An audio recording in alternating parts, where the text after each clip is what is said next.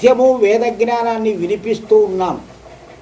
వేద జ్ఞానం ఏం చెప్పాడు?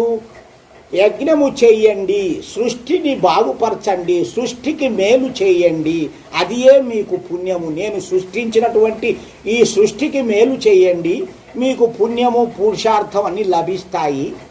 మరి వేరే వాటితో మీరు ఏం చేసినా కూడా ఏమి ఫలము లేదు అని పరమాత్మ చెబుతున్నాడు.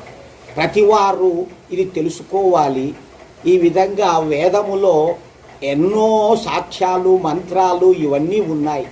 కాబట్టి మనము పరమాత్మను తక్క ఇతర వస్తువులను ఎప్పుడూ పూజించకూడదు. పూజ అంటే ఏమిటి అర్థము? పూజ నామ సత్కార. ఒక పూజ చేసినామంటే ఉపకారం జరగాలి లోకానికి. ఏదో ఒక రకంగా నీ ఉపకారం చేస్తే అది పూజ అవుతుంది.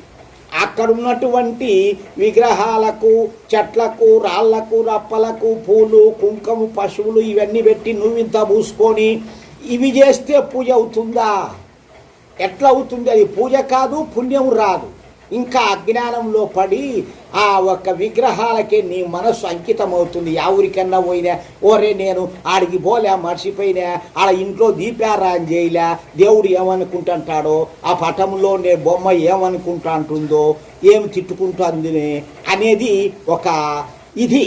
ఆ ఇదితోనే కూడా ప్రతి ఒక్క దేవాలయానికి కూడా ఒకదానికి టెంకాయ కూడా అన్నాల కొట్ట, లేకపోతే వాడేమంటాడో వీడేమంటాడో, ఇటువంటి ఆచారాలని మొదలైనవి. సృష్టికర్త అంతటా ఒక్కటే ఉండాలి, అంతటా ఒకడే ఉన్నాడు.